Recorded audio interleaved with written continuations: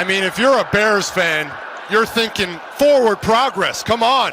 10, 219, 219. Forward Progress, a Chicago Bears podcast with Dan Bernstein and Matt Abaticola on 312 Sports. Well, that was fun last night. The outcome, not so great, but much to discuss about your Chicago Bears, where they are, how they are currently constructed, what the playoff possibilities may be as we head into what is going to be the final week of the regular season. Bernstein, Abaticola with you here on 312 Sports. I liked our conversation on DBU about the Bears' accelerated expectations, that the transition that we've gone through as Bears fans from week 1 to going into week 18 as NFC North Champions, and how Ben Johnson and his attention to detail and his leadership and his schemes and his game plans and his play calling have accelerated that timeline so quickly for us. And the motivation and the soft stuff, the buy-in, the belief that we never really took the time to stop and celebrate. It's all happened this weekend. Like, oh my God, they won the division. They won the division. Just such fun stuff. So trying to figure out how we can be happy and excited that they won the division, and also understand that that's not good enough, and that raises the bar. And especially when you see their struggles on defense, last couple of games they've given up almost 900 yards. Yeah, they have. So now what? So lots to get into today on Forward Progress. We have some audio from Ben Johnson and Caleb Williams after the game last night, so we'll get into that. We have some other topics to discuss with the Bears, too, going into Week 18 with Detroit. And then I want to circle back to something we have talked about, and we talked about it at length last night, about can the Bears win a Super Bowl with this defense, specifically with the lack of pass rush. Okay. And I've had time to think about it. I want to talk more about that as well, too. Perfect. But let's start with some sound, and this first one comes from Caleb Williams, and it's on the final play of the game. So, obviously, the hook and ladder play gets you to, like, the 3-4 yard line. We're on the final play of the game. Here's Caleb Williams. It's frustrating, obviously. You don't want to lose a game ever. And then also just being in that position and you know, having a shot at the end is all you can ask for in those moments. But we got to do a better job overall, just execution. We made too many mistakes as a team, whether it's penalties, whether it's alignments, whether it's assignments, things like that. We'll go back, we'll figure it out. We'll be truth tellers to ourselves, because we got a great shot at the end of the season to put ourselves in in a good spot, but also to get back on a roll and get back on a run here through the playoffs. And that's what you're focused on. You want to go back and figure out why what happened today is what happened. And like I said, be truth tellers to us as a team, and that'll better us for what's up to come. Your eyes, can you take us through the final play? Obviously, pressure came early, but what you saw. Yeah, we ended up getting lined up with not much time, and we were slightly lined up wrong, and so I didn't have enough time to be able to fix it, having emotion and things like that, and so we just had to try and make something out of nothing in that situation. And then, we, like I said, we had a shot. With all of that going on, time running down, us misaligned and things like that, we had a shot. And, just got to give my guys a shot in that situation. I think I haven't obviously gone back and watched it yet, but I think I ended up dirting the ball, didn't get my legs into it, just put the ball in the end zone in that moment. And if it's a pick or incomplete at that point, then but can't dirt the ball. When he said didn't have a motion, it sounded like he said emotion. He literally said a motion or any motion. And you watch that play again, they didn't. They were kind of flying by the seat of their pants there. Now, he actually said it again, too, that they had the motion.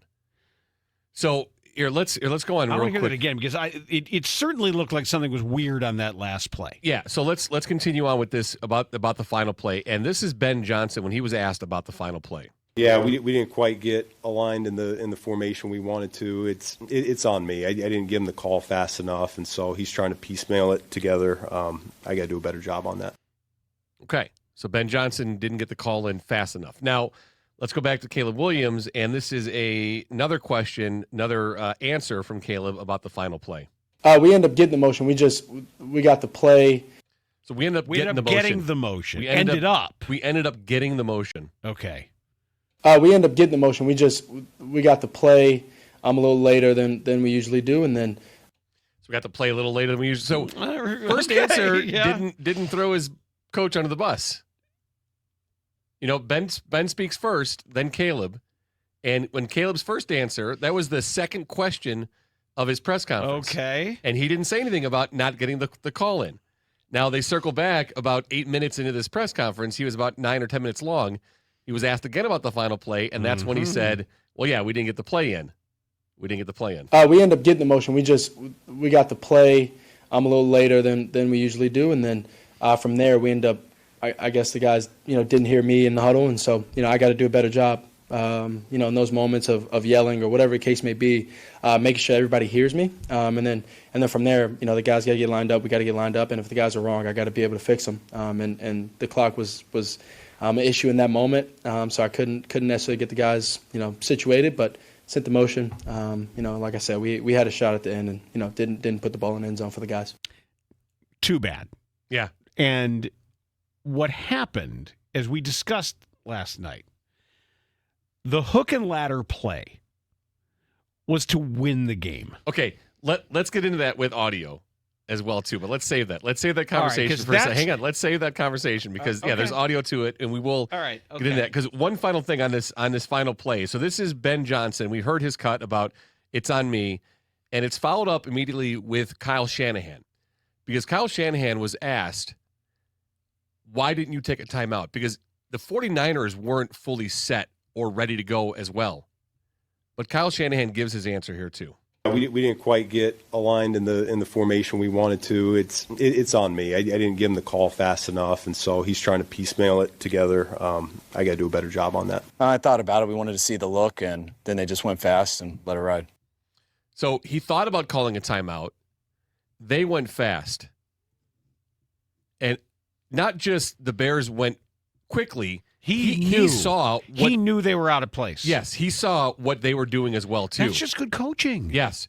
So instead of calling a timeout and allowing his opponents to get the opportunity to regroup, he was like, "All right, let's just let it fly." He said, "I don't know what you're running, but let's see what go happens." Ahead. Yeah, whatever that's supposed to be, we can live with it. Let's see what happens. That's good coaching, is what it is. I thought it was very interesting. One thing though, did Ben Johnson say piecemeal? He did say piecemeal. Here, let me. It's piecemeal. Back it up here. It's on me. I didn't give him the call fast enough, and so he's trying to piecemeal it together. Piecemeal it, whatever. Okay, because he said from a guy who says the wrong things pretty much every day. The phrase is piecemeal. Yeah. Okay, that's okay. I like the idea of piecemailing though. That's different. If it's MAIL or MALE, I don't know. just caught my ear. All right, let's talk about the hook and ladder here. Let me get my sound here. So this is, let's go with Ben Johnson first. I thought they had. Let me just say, I thought they had it. I did too. When I first saw it, I thought, oh boy, the moment they made the flip, I didn't think that they'd be able to close quickly enough. I thought he'd have a guy to beat and be able to win that matchup, and it wasn't timed right. So Swift comes out of the backfield. Loveland does an in to cross, catch the ball, pitches it. Let's hear the comments, and then we can discuss, because we have a conversation to have about this. With that play in that situation, obviously, there's a possibility he gets tapped. Okay, let me set this up first. I forgot to do this. It sounds like Kevin Fishbain. It's Fishbain. So it was weird. So Fishbain and Courtney Cronin were the only two asked Ben Johnson questions. And his press conference was like 5 minutes long, which normally it's longer than that.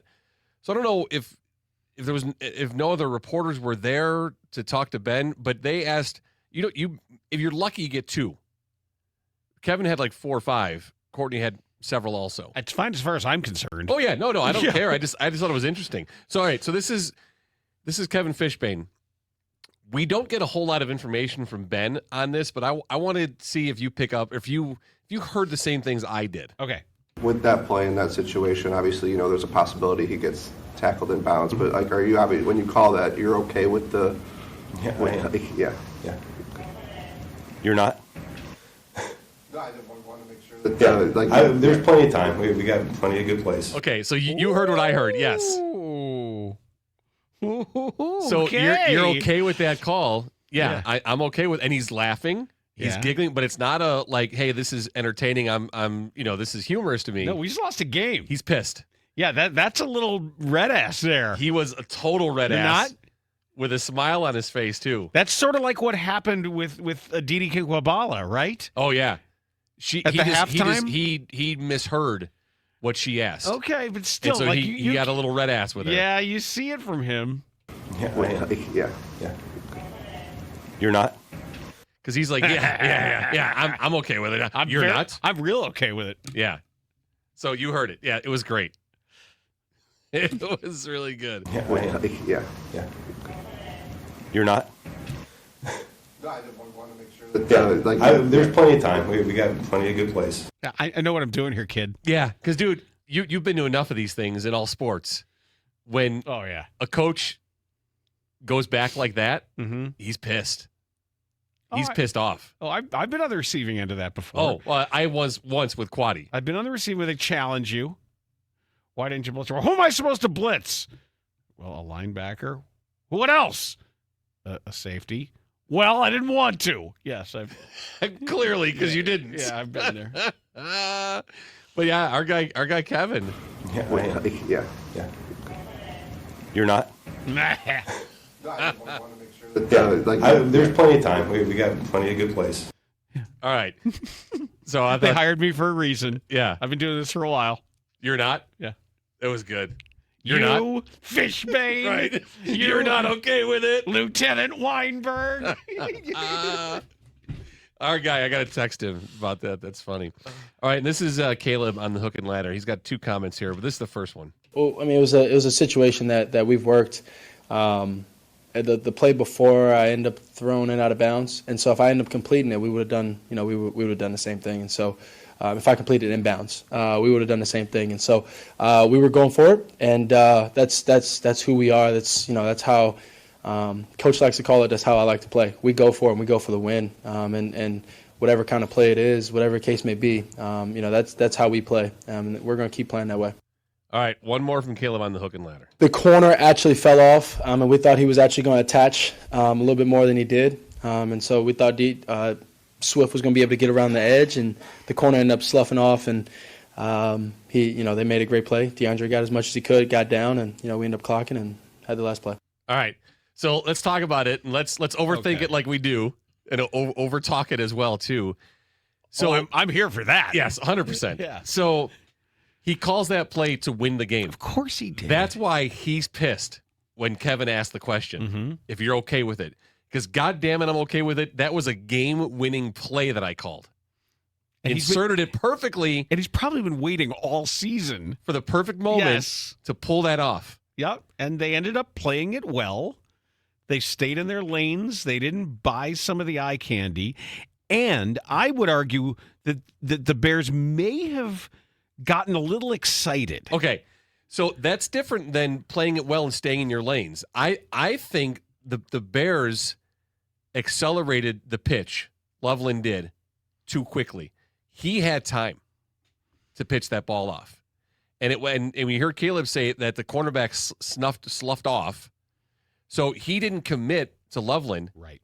And when he didn't commit to Loveland, he was able to react to Swift, who basically was receiving the ball right behind Loveland and not out to the side of Loveland. We're asking a lot in these moments. Oh, yeah, no, I know. We're asking a lot after the fact. However, as long as we're doing it. Yeah, but I'd like to say this, though. This is not critical of Colston Loveland.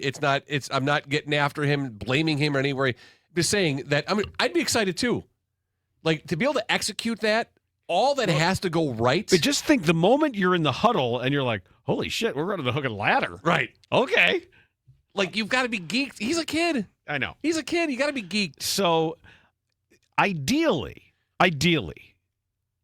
it almost turns into an option play. because he catches it, and then it's back to the end zone. I'm thinking from basketball principles here.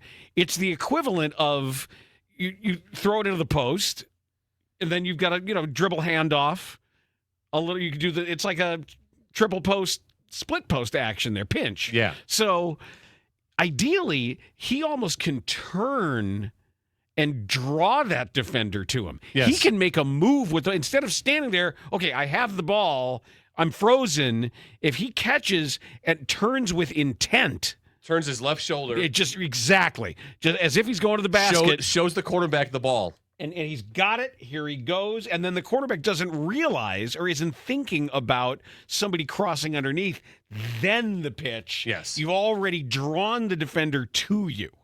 They probably only needed one step for Swift to get to the outside. The other problem, though, is that because of where Kmet was in the back of the end zone, the recognition for them to come off and up the field is also part of that timing.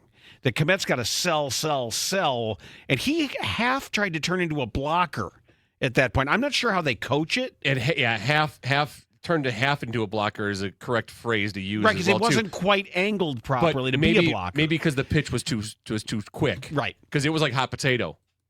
It was receive the snap, throw, catch, pitch. Right. Instead of catch the pass, turn as if you're going to go, force the conflict and the commitment, and then pitch. Right. It was there, though. It was there. So that's why I think Johnson's pissed.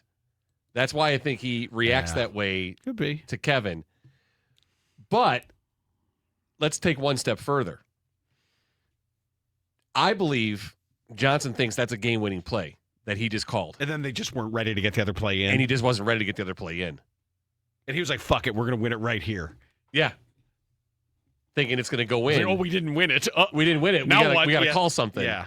What do we do here? That may be. Well, you learn from that then. Yeah, for sure. Won't happen again. No, the whole thing is a great learning experience. And that goes beyond being clutch in a high-pressure stake situation.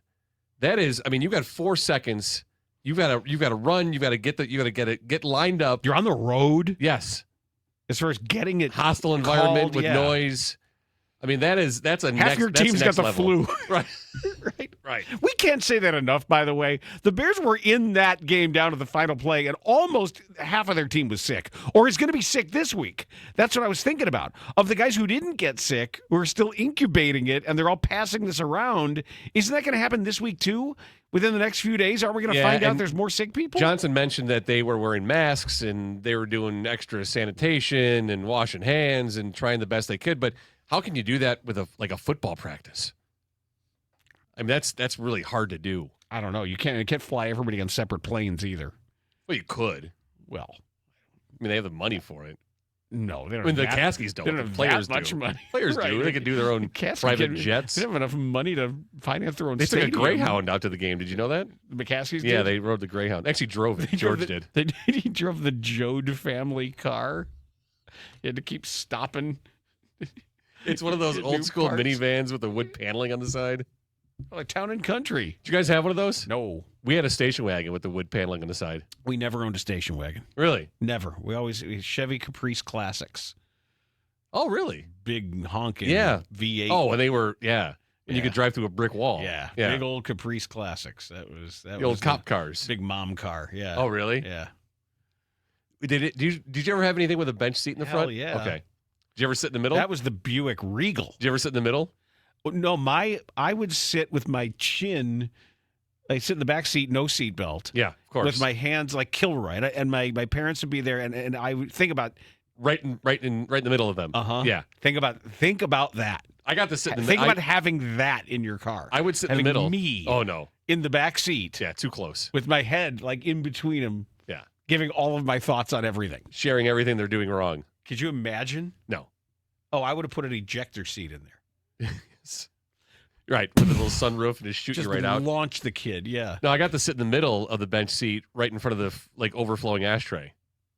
Oh, I knew that well too. Yeah, absolutely. Yeah, listen to WBBM News Radio 78. Because then there was the big hump in the middle, so your legs were your legs were up, so your knees were into the ashtray.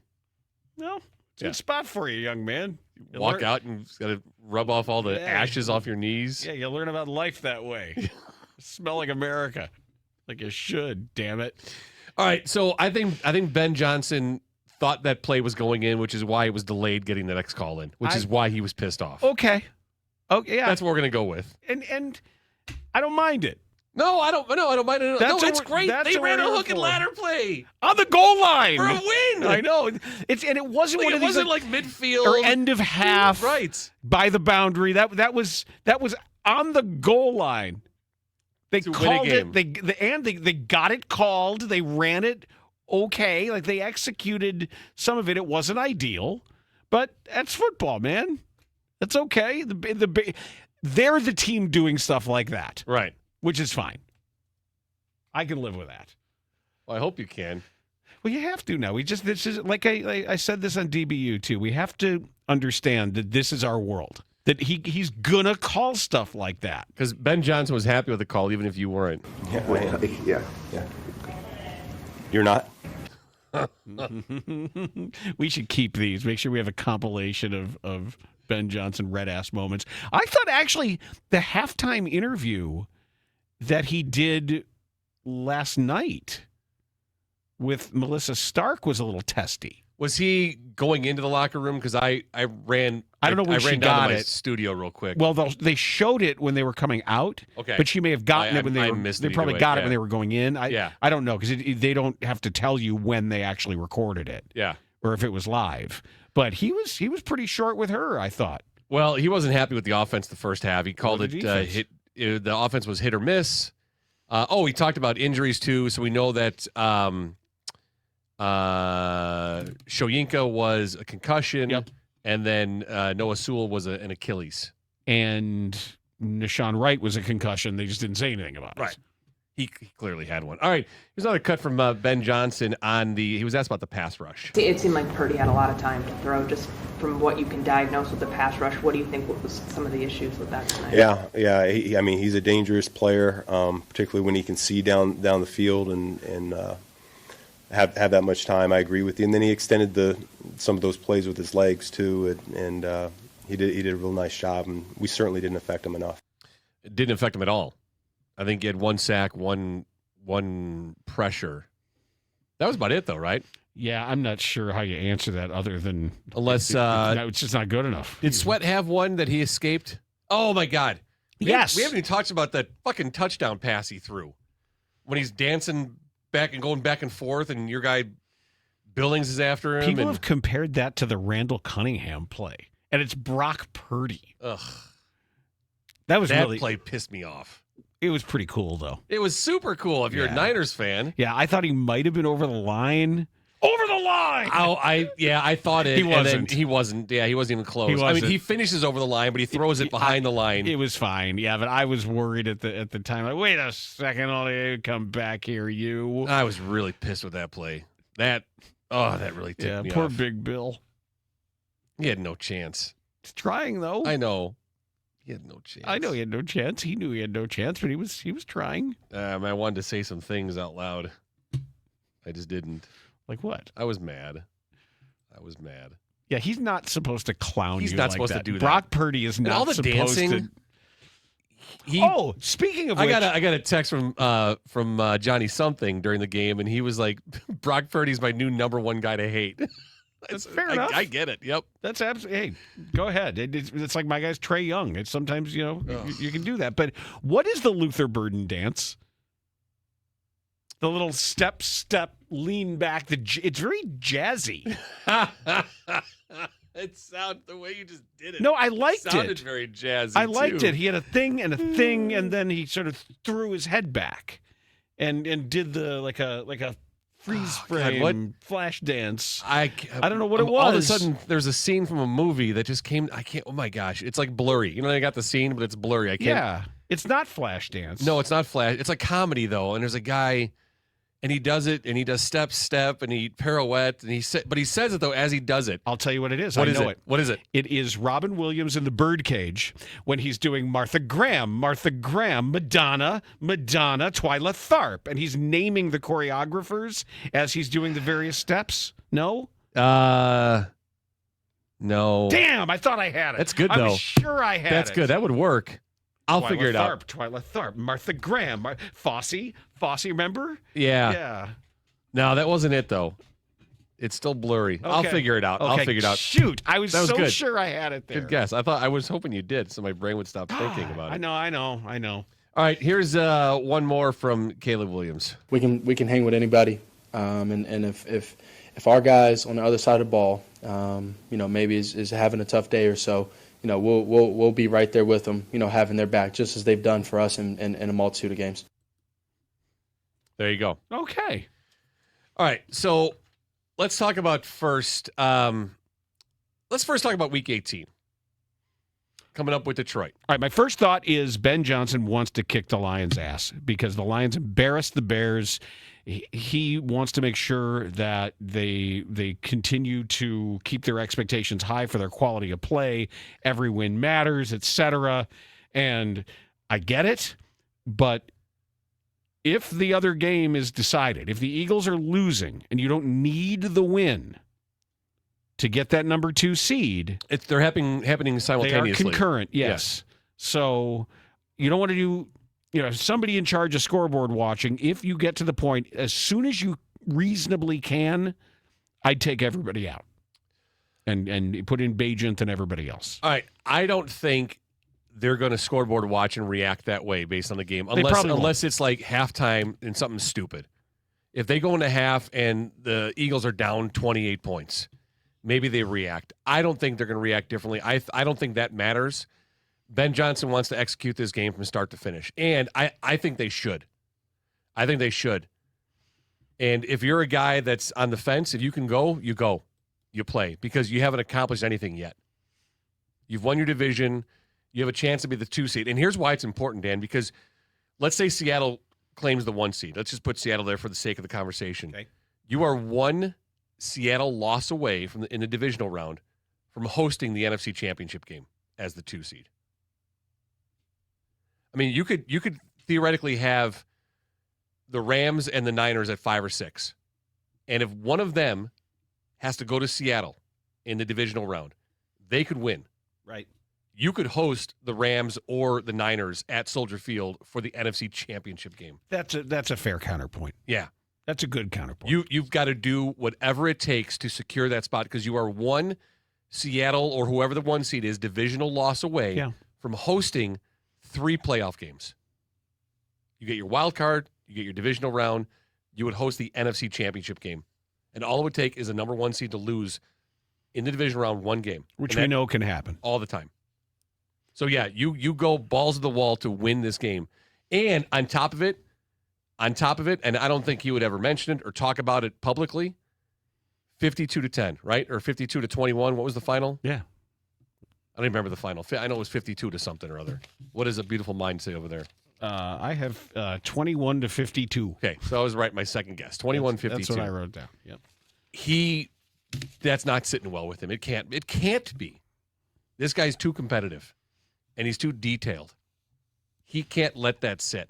I don't want to show him much more of my special plays though, off the reserve list. Oh, he's got so many special plays. But though. I don't want to go into that part of the wine cellar. That's you know when they say the special, the owner might it's the stuff that's not on the menu anywhere. The owner gives a nod to the sommelier who's like, take something off the personal collection. Yes. I know that Ben, when it comes to some of these plays, I don't know if the hook and ladder was on there or having Daniel Hardy in the backfield. I don't know what's on the reserve list, but that's a secret part of the cellar where you want to keep those for the playoff games. Yeah, I just think you go all out, and from what I've learned of Ben Johnson this year, and my guess is not going to be concerned with the Eagles game. They're going to go out to win this game, execute start to finish, and I think that's the way they should go about it because they haven't accomplished anything yet. All right, I've got a couple of notes here as well. Okay.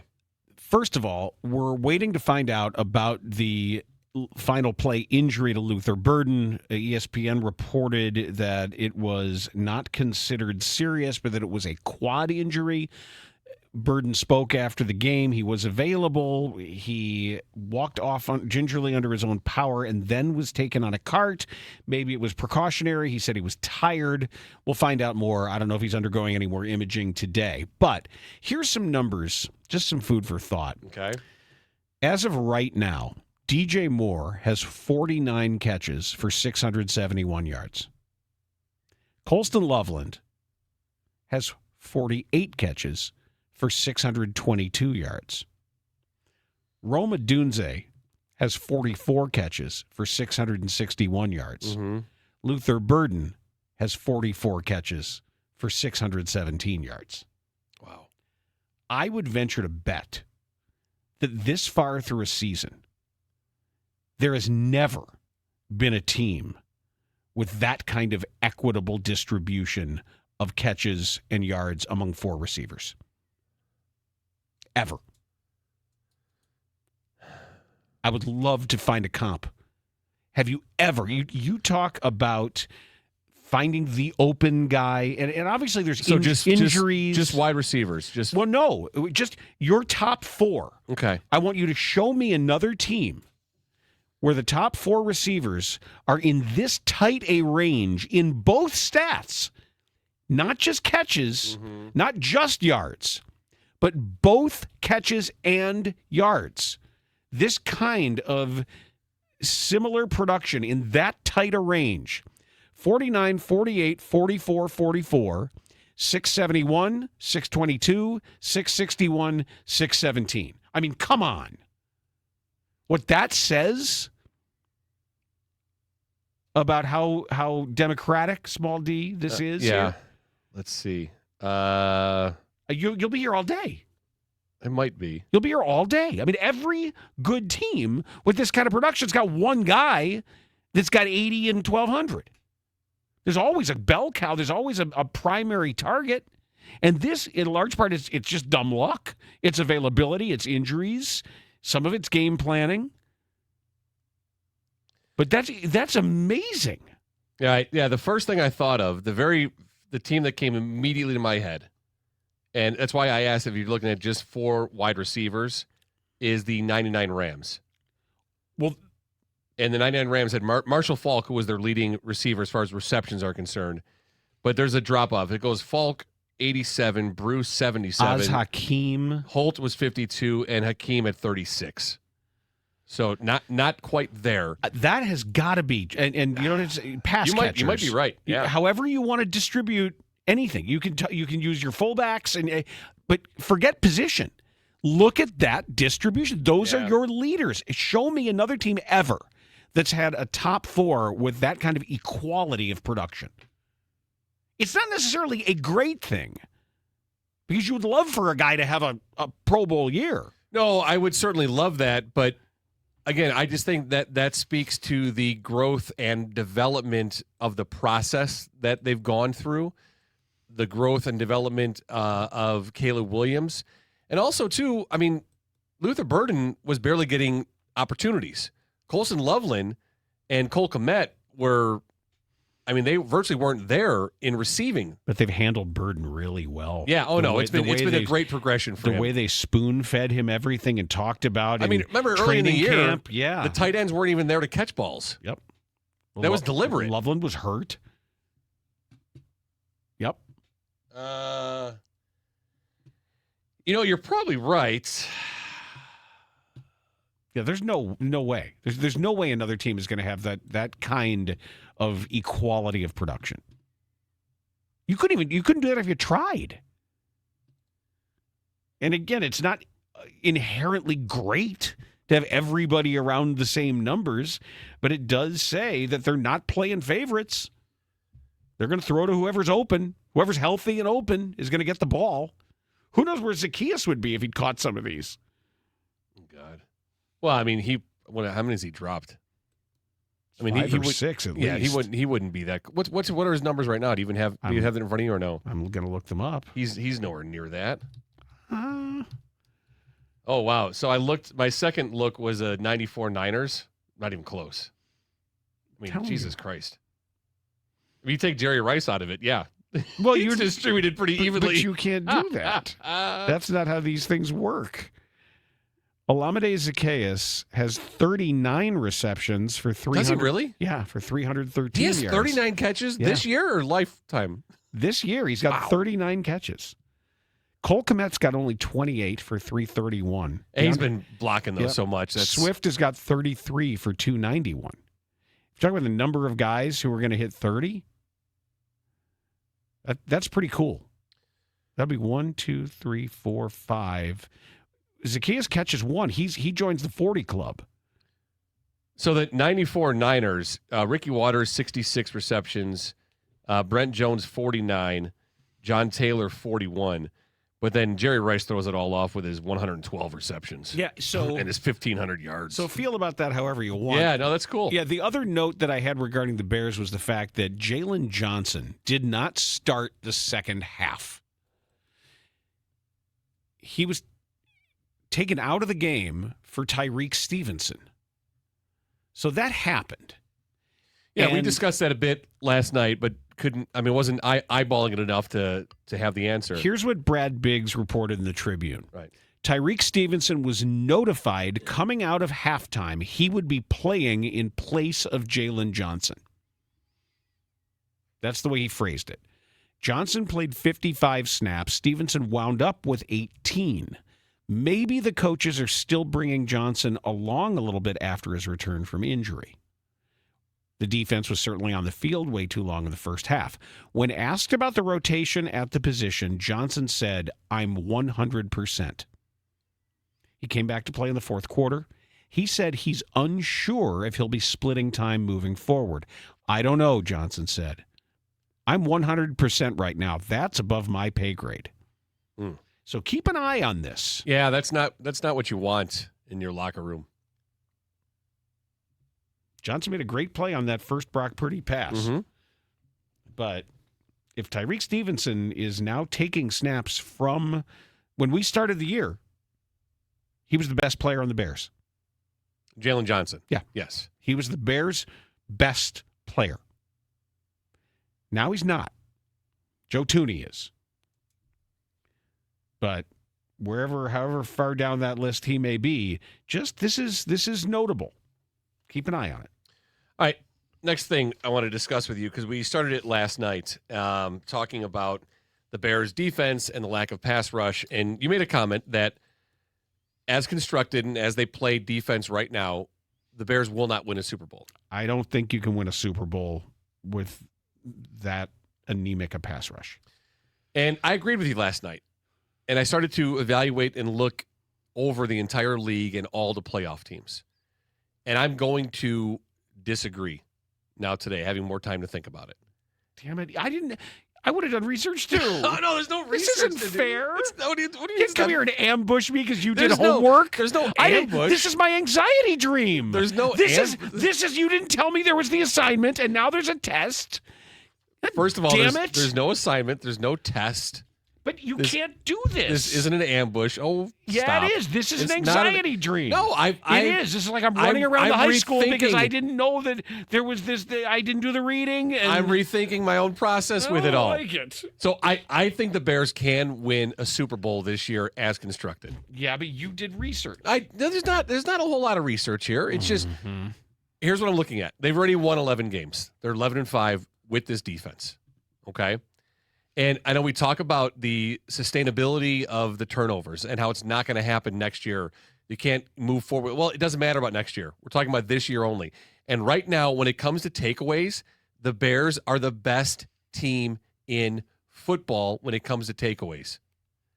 That's the constructed team. Lack of pass rush, injuries. They almost had it with C.J. reserves. Gardner-Johnson That should have been. That changes the whole game, man.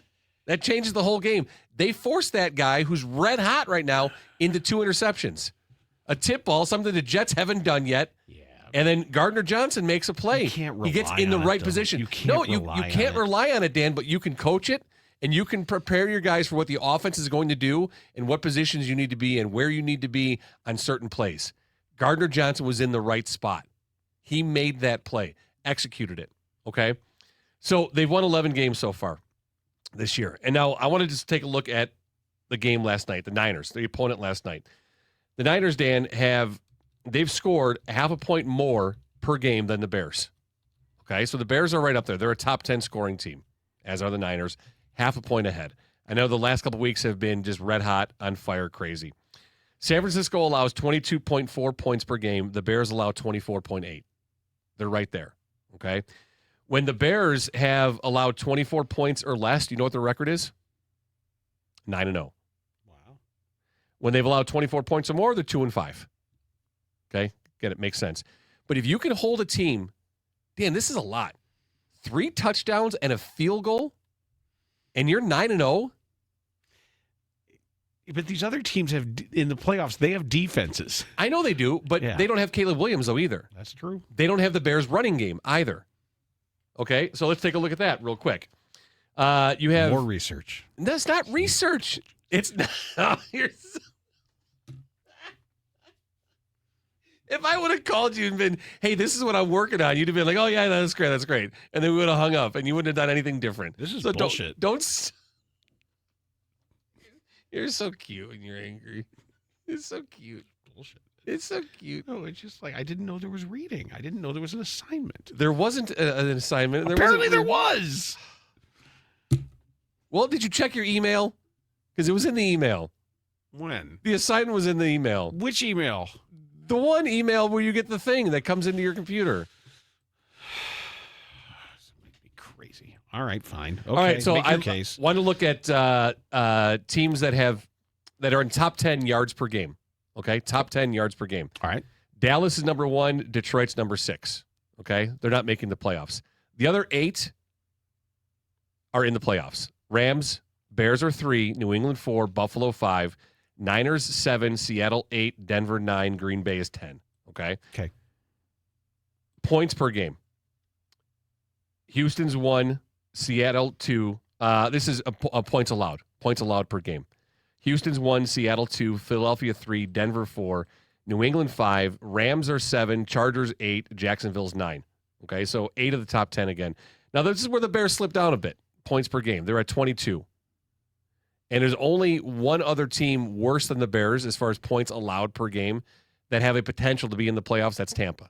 And Tampa is 24th right now. So that's a weak spot right there in points allowed. But, again, you hold a team to 24 points or less, you're undefeated this year.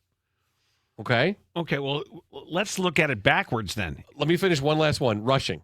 Okay. Rushing yards per game. Number 1 is Baltimore. Number 2 is Buffalo. Number 3 are the Bears. 4 is not in the playoffs. 5 is not in the playoffs. 6 is not in the playoffs. The Rams are 7. 8 is not in the playoffs. 9 is not in the playoffs. 10 is not in the playoffs. Only 4 of the top 10 rushing teams are going to the playoffs. Baltimore, Buffalo, the Bears, and the Rams. Okay? So, again, I get it. The points allowed, 22nd, that's not good.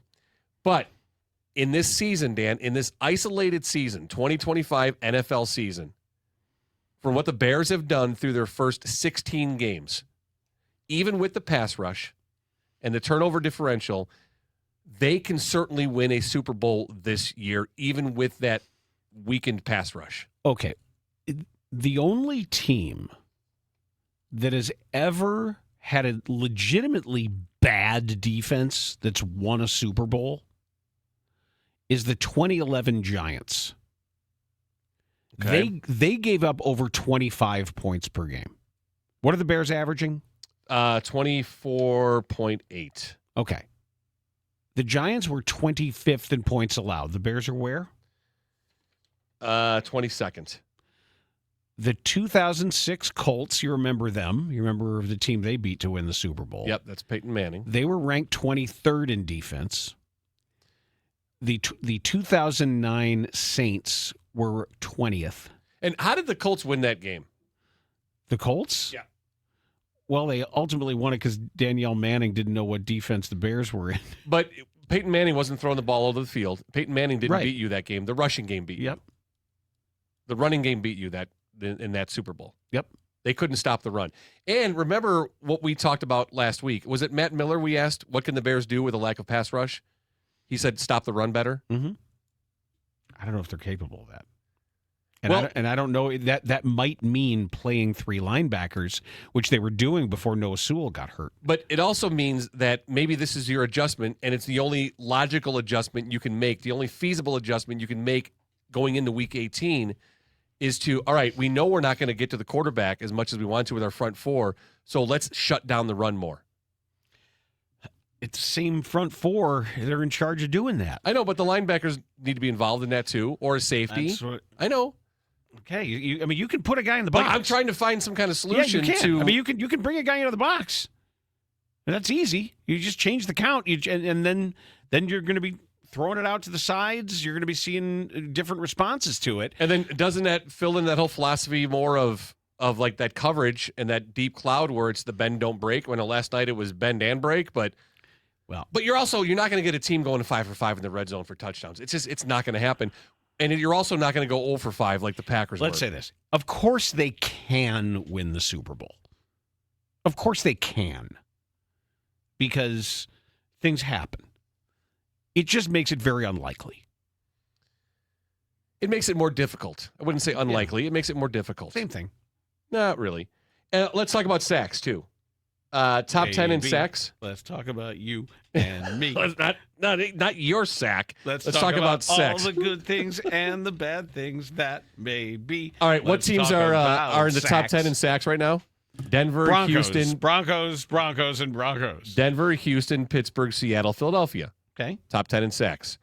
Bottom 10 in sacks, Jacksonville, New England, Carolina, Baltimore, 49ers. Now, isn't Jacksonville also having a very charmed turnover year? Jacksonville is actually 4th right now in turnover differential. Mm-hmm. Okay. The middle of the pack, as far as sacks are concerned, Chicago, the Chargers, the Rams, Tampa Bay, Buffalo, Green Bay. Yeah, sacks are one stat. Yeah, I know. A lot of it is. We talk about hurries and pressures and knockdowns. I get it. Knockdowns are usually quarterback knockdowns. Quarterback knockdowns. Passes being knocked down is usually evidence of a lack of pass rush. Austin Booker twice last night. That means you're not getting home. You're blocked, and you got to put your hands up. Right. You'd much rather have somebody who's sitting on the quarterback's head than standing 8 feet away with their hands up. I'd rather prevent the ability for the pass to be thrown, but what's the next best thing? Not allowing the pass to get to the guy being thrown to. Right. Well, intercepting it would be great. Sure. Yeah. But not from a defensive lineman. That'd be really hard. Possible, but harder. All right. Turnover differential. The Bears are plus 22. Houston's plus 14. The Rams and the Jaguars are plus 12. Okay. The Chargers are plus 4. Philadelphia's plus 5. Those are the top in playoff teams.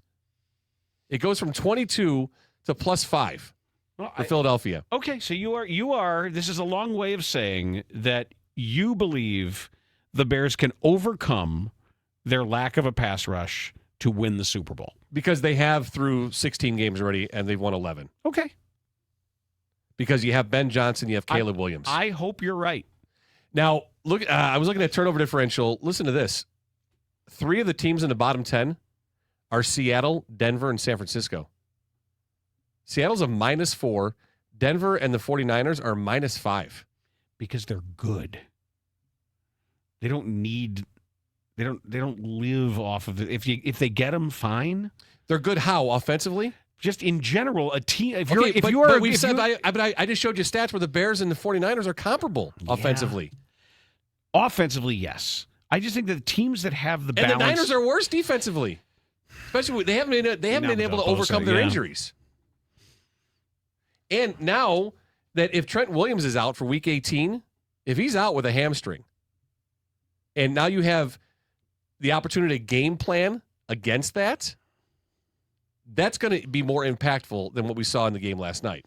Yeah, I'm not sure how much you should have to game plan against a backup tackle. You should trust that a guy could just beat him. I know, but they didn't. And we saw the same thing with the Bears when who came in? Was it Theo Benedict came in for an injury and actually held his own? Mm-hmm. Yeah. And that was against a good team, if I remember correctly, with edge rushers. He did pretty well. Oh, it was Max Crosby. Who was that came in against Max Crosby?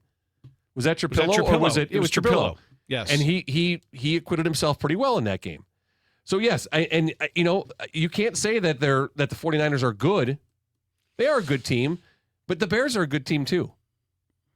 They are a good team. And the 49ers, when they had Fred Warner and Bosa, we're obviously right, but they don't. Right, they don't. Coulda, woulda, shoulda. The Bears can win the Super Bowl this year, even with the pass rush they have. All right. Again, I hope you're right. I hope you're right. I doubt it strongly, but I hope you're right. And I will be very happy if you are. I was looking at a couple other teams here. Buffalo +1 in turnover differential. New England +1. Green Bay's at 0 going into Week 18. And I just think that +22 that the Bears are, that's more than just luck and magic. I mean, that's good game planning. That's good scheming. That's good understanding. That's good preparation. That's being in the right spot at the right time. That's executing. How many times have we seen what should have been interceptions against Caleb Williams not go that way because they just don't execute the reception as a defensive player? Or people don't finish running to their spots. Yeah. Like that is something of a team that's bought into. This is I always go back to when Doug Buffon yelled at a caller saying, "Oh, well, the only reason he picked up that fumble was he was lucky and it came right to him." No, he ran to the ball. Right. And Doug got mad. He said, but it's your job to run to that place on every play in case the ball is there. And when it is there, you should also get credit for doing your job the way you're supposed to do your job. And how many of those interceptions has Kevin Byard had this year where his back is to the end zone? Yeah. Because he's in good position, because he knows what's happening. Yep. That's coaching. That's preparation. Good. Well, it makes me feel better about their Good. chances. I hope it does. And I hope you're not mad about it. I'm not. Can we briefly, I know this is run a little long. Can we briefly ask what the Colts were doing now with the whole Phillip Rivers thing? Yeah, we certainly can, because I don't quite understand it. I don't quite understand why you have a rookie quarterback that you drafted and you call in a 44-year-old grandpa to play. And I don't get it. And it was over. The whole thing was over before this week. And then they still started Rivers for another game because they said, well, he took all the snaps. So he took all the starter snaps, so he's going to start. Well, I don't know how that gets you closer to winning a championship. Yeah, I don't understand calling it. Like, again, being on the outside and not being a Colts fan, it's a cute story. It really was. It was a cute story. It was, Phillip Rivers, I watched his whole career. It was cute. It was not the right thing for the Colts to do. You weren't winning a Super Bowl with Phillip Rivers coming in out of retirement as a high school football coach. You weren't. You have a guy that you drafted who is in his 20s, who clearly has some ability to play the position. So you either don't fully believe in him, so why is he there? You weren't winning a Super Bowl with Phillip Rivers coming back. You just weren't. Yeah, I think we'll remember that. It'll be years from now. We're going to be talking about like, oh, yeah, well, you could look like Phillip Rivers when he came back that year. I mean, and what's it say about the whole state of the quarterback position in the NFL when in the last 2 years, Joe Flacco's called off his couch, Phillip Rivers is called off the high school football field to come and play? What's that say about the position? And it's not like Josh McCown, who was called back at age 29 or whatever he was. The guy's 44. Right, they're in their 40s. And I love Frankenstein's monster, but like, come on, man. Like, what are you doing? I don't know. All right, one other thing too on the board here, we have the Steelers and Aaron Rodgers, and so they lose to Cleveland, and it forces an AFC North Championship battle as the Steelers host the Ravens this coming weekend. Winner takes the division. Winner goes to the playoffs.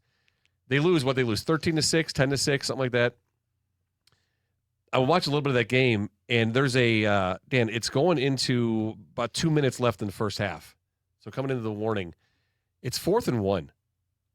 And the Steelers are in empty backfield.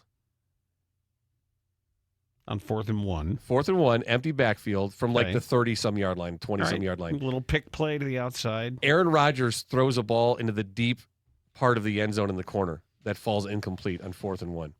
That doesn't sound going like into the 2-minute warning. That does not sound like a Mike Tomlin approved call, but so I don't know. That was my first thought, that that call didn't come from the sidelines. That's something that he wanted to do. So like 10 years ago, I understood putting up with that guy's garbage because he was an MVP caliber quarterback. Like, what's the deal now? Like he's not the same guy. Why is he still getting all the latitude? It's all or nothing with him. It's all or nothing. You get all that comes with it. When you decide to turn your franchise over to him, And he wants to go get certain guys, and he wants to do his off-menu signals, and he wants to make those decisions, and then he'll blame everybody else for that's we called that going in. And even with a loss, I mean, Tomlin's still going to be 9-8. I like the fact that Myles Garrett said the reason the Browns won was that the Steelers were spending too much time and effort to stop Garrett from getting the sack record. And with all the help they were putting over there and rolling Rodgers to the opposite side, they were concentrating too much on stopping him, and that's why they lost. And Mike Tomlin, when that was posed to him, in response, Tomlin said, no, we weren't. We weren't really doing anything different than we usually do against him. So they were saying that they wanted to keep the sack record in the half possession of their player, TJ Watt. What's your take on that? Because like Myles Garrett, my take is Myles Garrett is pissed off he didn't get the sack yet. That's what I'm thinking. And so he's blaming it on their game planning. And because they won the game, he thinks he's able to say that. That was my first thought. Okay. Do you think there's any possibility that, I mean, he's a smart guy, knows the game really well, knows how to play, obviously has played the Steelers multiple times. And you think there's any possibility that there's truth to it, that they... I think there's truth to any time you're going up against him, you want to prevent him from getting a sack. Right, but what he saw was a little bit different than what he normally would see. I wouldn't put it past Mike Tomlin.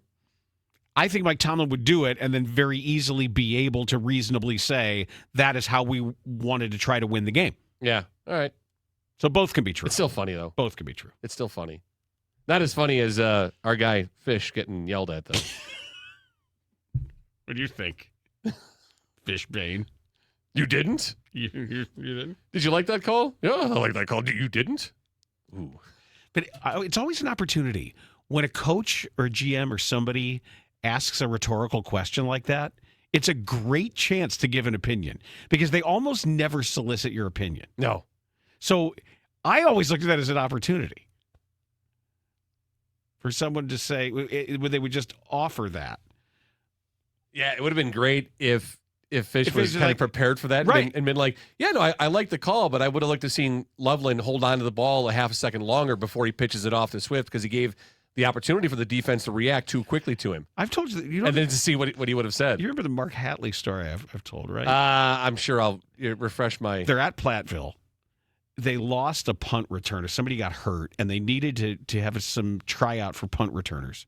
So they bring in Randall Hill from the Saints, who was nearby. I guess he had just gotten waived by the Saints and was still in Wisconsin or something like that. So they drive him down. They hold the tryout in front of all of us. So they get the jugs machine out there, and they're launching. Okay. These it didn't go well, I'm guessing. Oh, my God. So nobody's saying anything. The guy couldn't field a punt. Oh, he's running in circles, and it's like he caught one completely behind his head with both hands, like this. I'm not kidding. He seriously caught one like this, and he was lost out there. Have you ever tried to catch like an NFL quality punted ball? Oh, it comes down heavy. Have you ever tried? Yeah, of course. So I had a guy who he was in he went to... If you've played baseball, it's not... You can position yourself, but it does come down heavy. He was hard. This guy was a college kicker, and he went to camp with the Chiefs. Mm-hmm. And was one day we were talking about it, and I'm like, let me see what it's like. Zero chance. I had zero chance, dude. It was insane. If you get way behind it and close late, like you're taught as an outfielder when you're sort of winding into your throw. Yeah. The old crow hop. Oh, sure. Like you can, it's easier to do it that way. It felt like it was 100 pounds when it hit me. I know, because, it's at 4.3 meters per second. My God. Yeah. Man. And those brutal. And the NFL balls, too, are hard as a rock. Yeah, it was They're not good. the ones you play with in school. They're hard as a rock. All right, so anyway, Harlan Hill, what's his name? Randall Hill. Randall Hill. And he's putting on this exhibition of some of the worst punt receiving you've ever seen in your life. And I'm laughing. Okay. And nobody else is laughing. So Mark Hatley has like a little gangbang scrum afterwards. I'm here for the gangbang. And people are like, well, Mark, what'd you think of the tryout? And Mark Hatley goes, what'd y'all think? Well, he goes, you like what you saw? And I went, no. Of course you did. And Hatley goes, who said no? And I put my hand there and said, I said no. Did you see that? But it's like they almost never ask. And that was his whole thing. It was so bad. You didn't really have to know anything about football. Just know whatever that job is, don't have that guy do it. I would have loved to see him catch the ball behind his head. That's amazing. And that's one of the ones he caught. Wow. It was just like, come on. Maybe he needed to catch them all like that. It's just his thing? Yeah. I don't know. What y'all think? Hey, speaking of this, too, and I've thought about it different points of the season. Josh Blackwell. Yeah. I mean, special teams, demon, superstar, but kick returner. No. Yeah, no, right? Like, no, it's like he doesn't want to. There needs to be someone else back there with Duvernay. Yeah, but he's reliable. The second guy can just be somebody who you trust. I guess, but doesn't have to be a game breaker. Like, I'm more concerned with trusting the guy's hands on punts than I am kick returns. Sure. Yeah. Okay. I just wanted to see if we were in this. It came to decision making yeah. and just being able to run and fall. Back to Leon Johnson. Maybe that's like it's like a bone they toss him for being as great as he is in other aspects of special teams. That is something to watch this time of year, as far as incentives for snaps. I don't know who on the Bears has extra, maybe some guys 2 snaps away or 4 snaps away. Yeah, I haven't looked, because I was going to look last night. It came to my brain after that Niners receiver we talked about. That's happening this time of year. Yeah. And there are opportunities to get guys on the field to help them reach an incentive bonuses, sure. that can really help some people for whom like those little things make a huge difference. So that is something to keep an eye on. One last thing I have on just looking at the NFC North. Minnesota plays Green Bay. If Minnesota can beat Green Bay and God forbid Detroit somehow beats the Bears, the only division that have all 4 teams over 500. Wow. Yeah. Yeah, Lions would finish 9-8, the Vikings 9-8, Packers would be 9-7-1, Bears would be 11-6. The only division. And if I'd have told you at the start of the year that Lions don't make the playoffs and they finish behind the Vikings, who are 8-8 going to week 18, you never thought that would be the case. Good catch. Yeah. Good catch. But good. I mean, that's a competitive division, and we'll see how long that remains competitive like that. Well, that'll do it for Forward Progress for this Monday. We're going to have a very busy week. A lot going on with the Bears and the NFL. So thanks for joining us here on 312 Sports. Forward progress has stopped. 10, 2-19, 2-19. Forward Progress. A Chicago Bears podcast with Dan Bernstein and Matt Abaticola on 312 Sports.